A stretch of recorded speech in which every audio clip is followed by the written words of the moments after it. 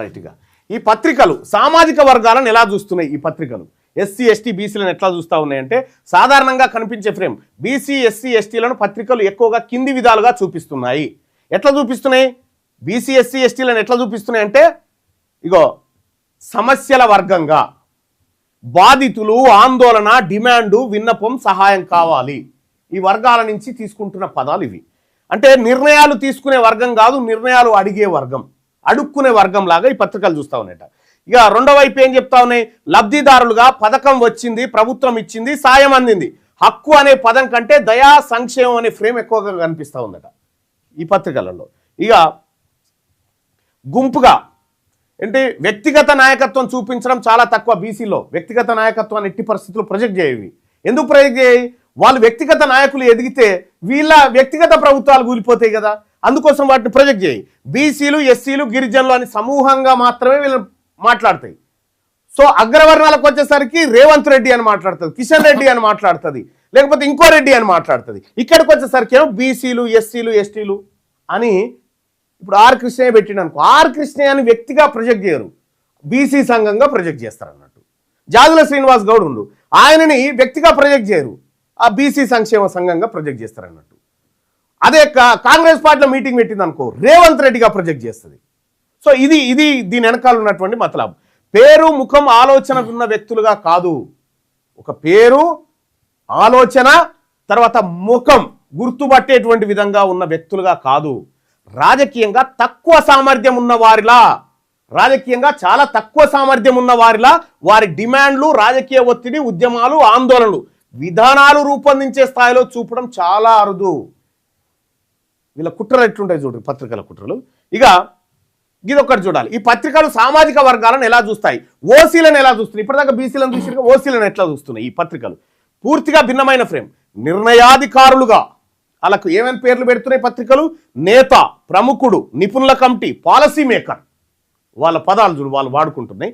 ప్రశ్నించే వర్గం కాదు, నిర్ణయించే వర్గం వీళ్ళని. వ్యక్తులుగా ఎట్లా? పేరు ఉంటుంది, హోదా ఉంటుంది, ఫోటో ఉంటుంది, మళ్ళీ వాళ్ళది పేపర్లలో పేరు, హోదా, ఫోటో, నేమ్డ్ అండ్ ఫ్రేమ్డ్.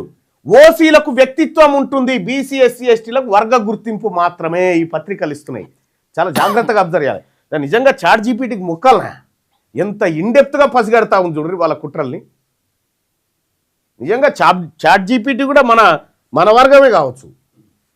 ఇక్కడ వాళ్ళనేమో వ్యక్తులుగా బలవంతులుగా, ఇక్కడనేమో సమూహంగా వీళ్ళు అర్కతించో లెక్క. పత్రికల భాగవతం చూడండి. ఇక అభివృద్ధి ప్రతినిధులుగా ఎవరిని? అగ్రవర్ణాలు. అభివృద్ధికి వీళ్ళు అమ్మనాయనలు అన్నట్టు.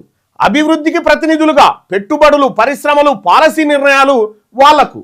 అభివృద్ధి అనే పదానికి ఓసీ ఈక్వలెన్స్ అవుతుంది. సంక్షేమం అంటే అడక తినేదానికి బీసీ ఎస్సీ ఎస్టీ అనే అవచేతన విభజన జరిగిందట పత్రికలలో, ఇవాళ పత్రికలలో. ఇక తప్పు చేసినా న్యూట్రల్ టోన్. ఏదా అగ్రవర్ణాలు తప్పు చేసినా న్యూట్రల్ టోన్. ఎట్లా?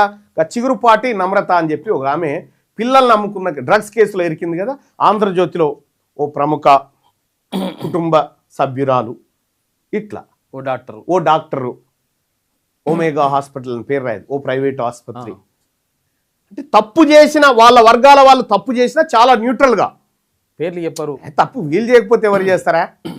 ఏదో తెలిసే తెలియక జరిగింది కానీ అది బాలకృష్ణ కాల్పులు జరపాలని సోకుంటుందా? ఏదో కాల్చిండు, దాన్ని చూసి చూడనట్టు వదిలేయాలి కానీ కాల్పులు ఎట్లా జరుపుతావానికి బాలకృష్ణని కొట్లాడితే ఆయన మనసు గాయపడదా? ఆ టైపులో అన్నట్టు.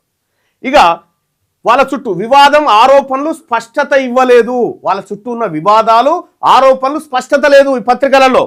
అదే పని బీసీ ఎస్సీ చేస్తే ఆందోళన, చట్ట ఉల్లంఘన అనే పదాలు వాడిరట. ఇదే పది బీసీ ఎస్సీలు చేస్తే ఆందోళన, చట్ట ఉల్లంఘన అనే పదాలు వాడుతూ ఉన్నాయట ఈ పత్రికలు. ఓసీలు చేస్తే తప్పు చేసిన న్యూట్రల్ టోన్. ఒకవేళ వాళ్ళు చేస్తే సంసారం, యువతోడు చేస్తే వ్యభిచారం అన్నట్టు. ఈ పత్రికల కథ చూడరు, ఇలా భాగవతం అంతా గిట్లను చూడరు. ఇక వీటిని ఇంకా ఇన్డెప్త్గా చీల్చాల్సిందే. ఎందుకంటే ఇన్ని రోజులు మన వర్గాలను కేవలం బిచ్చగాళ్ళుగా చిత్రీకరిస్తున్నటువంటి పత్రికలు చూడరు. తప్పు చేసిన న్యూట్రల్ టోన్, వివాదం, ఆరోపణలు, స్పష్టత ఇయ్యలే వాళ్ళ మీద వచ్చిన ఆరోపణలు. ఇక్కడ అదే పని బీసీ ఎస్సీ చేస్తే ఆందోళన, చట్టం ఉల్లంఘన. బీసీ ఓడు కనుక అదే తప్పు పని చేసింది అనుకో, డ్రగ్స్ తీసుకున్నాను అనుకో, నమ్రత తీసుకుంటేనేమో ఒక ఉన్నత మహిళ, అదే ఒక బీసీ వాడు డ్రగ్స్ తీసుకున్నాను అనుకో, వీడు దుర్మార్గుడు, చట్టద్రోహి, వీడిని ఉరిదీయాలి వెంటనే అని చెప్తాయి అన్నట్టు పత్రికలు. వాళ్ళనేమో ఒకసారి క్షమించి వదిలేయాలి. మా సుదర్శన్ చెప్తుంటాడు కథ, ఆవు కథ ఒకటి. ఆవు ఏందది, ఓ ఆవు చెప్తావు చూడు, రెడీగా రావు, తెలుసా నీకు? రెడీగా రావు ఆ కథ మళ్ళీ వచ్చినాక చెప్తాడు ఆయన. వాళ్ళు చేస్తే ఎట్లుంటుంది, వీళ్ళు చేస్తే ఎట్లుంటుంది అనేది చెప్తాడు. ఇక్కడ క్లియర్గా చూడండి. ఇక పత్రికల వారీగా సంక్షిప్తంగా ఇవాళ పత్రికల వారీగా విజయక్రాంతి, V6 వెలుగు బీసీ ఎస్సీలను సమస్యతో పాటు కారణం చెప్పే వర్గంగా చూపుతాయి. ఇవాళ విజయక్రాంతి పత్రిక, వెలుగుదిన పత్రిక బీసీ ఎస్సీలను సమస్యలు ఉన్నాయి కానీ కారణం కూడా చెప్తా ఉంది. ఉద్యమాలను న్యాయంగా ఫ్రేమ్ చేస్తున్నాయి. ఇలా ఈ రెండు పత్రికలు ఉద్యమాలను న్యాయంగా ఫ్రేమ్ చేసినాయి. ఇక నమస్తే తెలంగాణ, సాక్షి బీసీ ఎస్సీలను లబ్ధిదారులుగా ఎక్కువగా చూపుతాయి, ప్రభుత్వ కోణం డామినేట్ చేస్తా ఉంది ఇట్లా. ఇక ఈనాడు, ఆంధ్రజ్యోతి, ఆంధ్రప్రభ ఓసీలంటే పాలసీ నాయకత్వం, బీసీ ఎస్సీలంటే సమస్య వస్తుంది, ఓకే, బీసీ ఎస్సీలంటే సమస్య సహాయం, అసమాన ఫ్రేమింగ్ స్పష్టంగా కనిపిస్తుంది.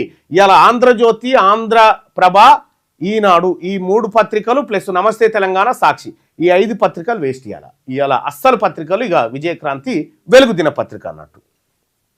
ఇంకా చివరిగా చూస్తే ఒక లైన్లో నిజం చెప్పాలంటే తెలుగు పత్రికల్లో ఓసీలు చరిత్రను తయారు చేసేవాళ్ళు, బీసీ ఎస్సీ ఎస్టీలు చరిత్రలో చోటు అడిగే వాళ్ళుగా చూపబడుతున్నాయి ఈ పత్రికల భాగోతం.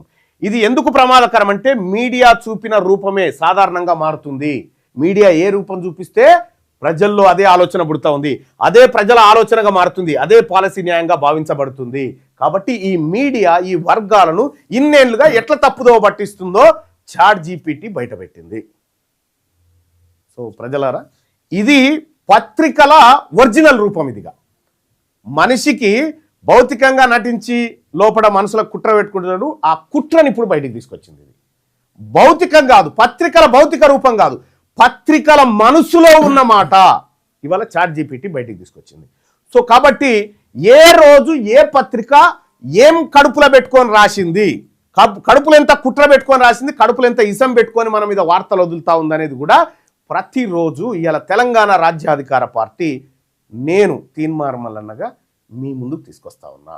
ఎందుకంటే ఈ పత్రికల భాగోతం చెప్పకపోతే ప్రజల్లో కన్ఫ్యూజన్ వస్తుంది, అదే నిజం అనుకుంటారు. కాబట్టి ఇలా భాగోతం అంతా మొత్తం ఇప్పి కుప్ప చెప్పినట్టు చెప్పి పారేయాలి, ఎక్కడి దాకా పోగులేయాలి.